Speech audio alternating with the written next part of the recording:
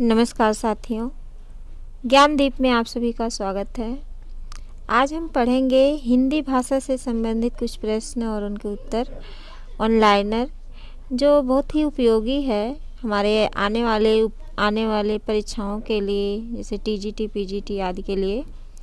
तो हम इनको ध्यान से पढ़ते हैं और इनको जानते हैं। आज का पहला प्रश्न है, हिंदी किस भाषा परिवार का शब्द है? किस भाषा का शब्द है? भारोपीय। अगला है, भारत में सर्वाधिक बोले जाने वाली भाषा है। भारत में सर्वाधिक बोली जाने वाली भाषा कौन सी है? हिंदी। अगला है, हिंदी भाषा का जन्म हुआ। हिंदी भाषा का जन्म किस चीज़ से हुआ है? सौसैनी अपभ्रंश से हुआ है। हिंदी भाषा का जन्म सौसैनी अपभ्रंश से हुआ है। अगला है, हिंदी की विशिष्ट बोली ब्रजभाषा किस रूप में सर्वाधिक प्रसिद्ध है? हिंदी की विशिष्ट बोली कौन सी बोली? ब्रजभाषा किस रूप में सर्वाधिक प्रसिद्ध है? काव्य भाषा के रूप में। ब्रजभाषा में काव्य अधिक मिलते हैं और इसमें काव्य अधिक लिखे गए हैं, तो काव्य भाषा के रूप में अधिक प्रसिद्ध है। अगला है, भारतवर्ष में हिंदी को किस रूप में स्वीकार किया गया है? भारतवर्ष में हिंदी को किस रूप में स्वीकार किया गया है? राजभाषा के रूप में। अगला है, अधिकतर भारतीय भाषाओं का विकास किस लिपि से हुआ है? अधिकतर भारतीय भाषाओं का विकास किस लिपि से हुआ है? ब्राह्मी लिपि से हुआ है। अगला है, हिंदी भाषा किस लिपि में लिखा जाता है? हिंदी भाषा किस लिपि में लिखा जाता है? देवनागरी लिपि में लिखा जाता है। अगला है, वर्तमान हिंदी का प्रचलित रूप है। वर्तमान हिंदी का प्रचलित रूप कौन सा है? खड़ी बोली है। अगला है, हिंदी भाषा की बोलियों के वर्गीकरण के आधार पर छत्तीसगढ़ी बोली को रखा जाता है। छत्तीसगढ़ी बोली को किस वर्ग में रखा जाता है? पूर्वी हिंदी में रखा जाता है। अगला है, हिंदी भाषा की कितनी उपभाषाएं हैं? हिंदी भाषा की कितनी उपभाषाएं हैं? 5 उपभाषाएं हैं। कौन कौन सी? पूर्वी हिंदी, पश्चिमी हिंदी, बिहारी हिंदी, राजस्थानी हिंदी और पहाड़ी हिंदी। ये हिंदी भाषा की 5 उपभाषाएं हैं। अगला है, पूर्वी हिंदी के अंतर्गत कौन कौन सी बोलियां आती हैं? पूर्वी हिंदी के अंतर्गत कौन कौन सी बोलियां आती हैं? अवधी, बघेली और छत्तीसगढ़ी। अवधी, बघेली और छत्तीसगढ़ी पूर्वी हिंदी के अंतर्गत आती हैं। अगला है, पूर्वी हिंदी का क्षेत्र। पूर्वी हिंदी किस क्षेत्र में बोला जाता है? मध्य प्रदेश, उत्तर प्रदेश और छत्तीसगढ़। मध्य प्रदेश, पूर्वी उत्तर प्रदेश और छत्तीसगढ़ में क्या बोला जाता है? पूर्वी हिंदी बोला जाता है।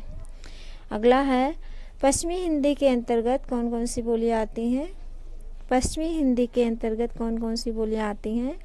कौरवी या खड़ी बोली। कौरवी का दूसरा नाम खड़ी बोली भी है। बांगरू या हरियाणवी। बांगरू का दूसरा नाम हरियाणवी भी है। ब्रजभाषा, बुंदेली और कन्नौजी। ये 5 उपभाषाएं बोलियां किसके अंतर्गत आती हैं? पश्चिमी हिंदी के अंतर्गत 5 बोलियां आती हैं। कौरवी या खड़ी बोली, बांगरू या हरियाणवी, ब्रजभाषा, बुंदेली और कन्नौजी।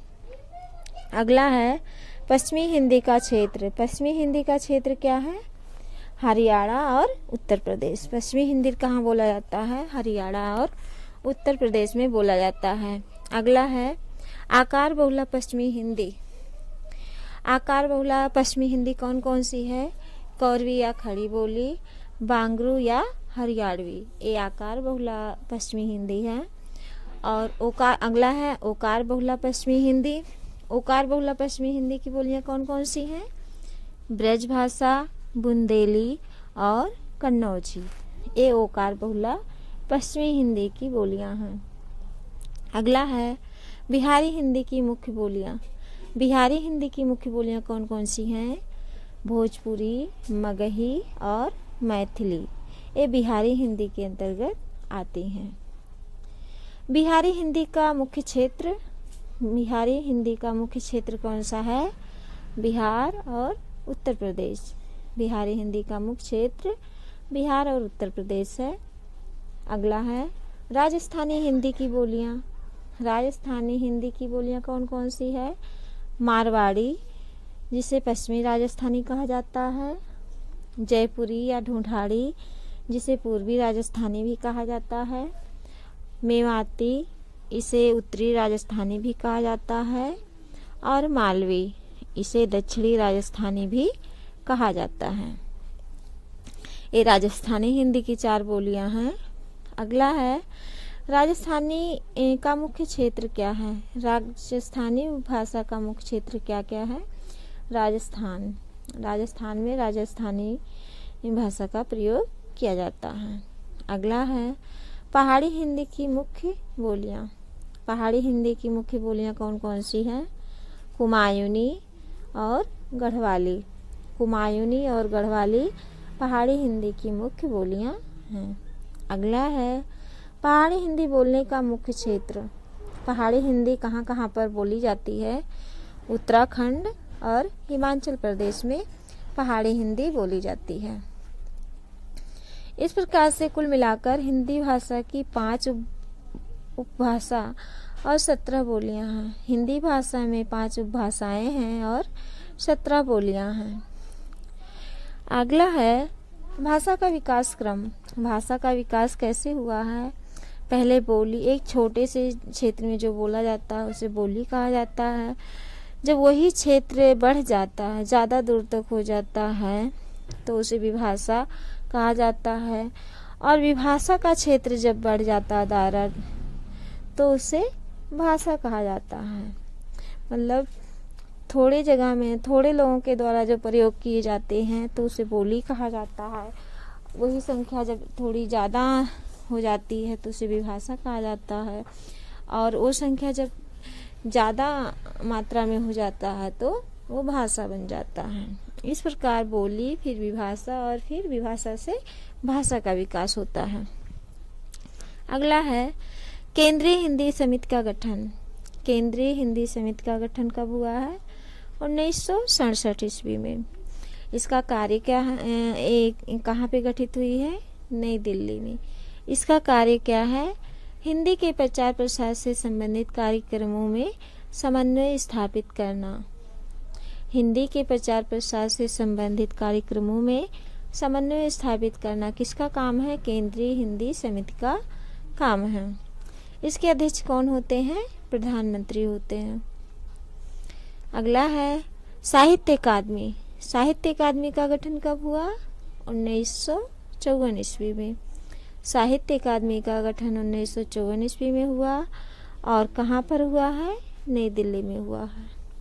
इसका क्या काम है? साहित्य को बढ़ावा देने वाली शीर्षस्थ संस्था। साहित्य को बढ़ावा देने वाली शीर्षस्थ संस्था कौन है? साहित्य अकादमी है। अगला है नेशनल बुक ट्रस्ट, जिसका शॉर्ट नेम एनबीटी है। एनबीटी का फुल फॉर्म है नेशनल बुक ट्रस्ट। अक्सर परीक्षाओं में पूछा भी जा सकता है कि एनबीटी का फुल फॉर्म क्या है, तो इसका फुल फॉर्म क्या है? National book trust. इसका गठन कब हुआ? 1954 ईस्वी में। और इसका कार्य क्या है?